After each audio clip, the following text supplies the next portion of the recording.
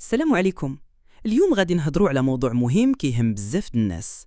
واش المهاجرين الافارقه في المغرب كيشكلوا خطر على الامن ديال البلاد؟ اولا خاصنا نفهموا باللي اغلب هاد الناس جاو باش يقلبوا على حياه افضل، خدامين في خدمات بسيطه وكيحاولوا يدمجوا راسهم في المجتمع.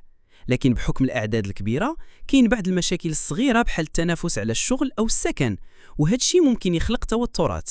دابا باش يحافظ المغرب على الامن والاستقرار، السلطات كيديروا مراقبه مستمره في الاحياء اللي كاين فيها عدد كبير من المهاجرين، وكيحاربوا كل اشكال الجريمه سواء كانت سرقه او استغلال.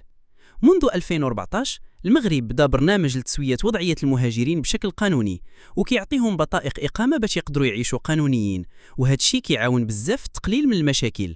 زيادة على ذلك كاينين جمعيات كتعاون مع الدولة باش توفر المساعدة للمهاجرين سواء في الصحة أو التعليم أو التكوين المهني باش يعيشوا حياة كريمة ويتفادوا الانحراف.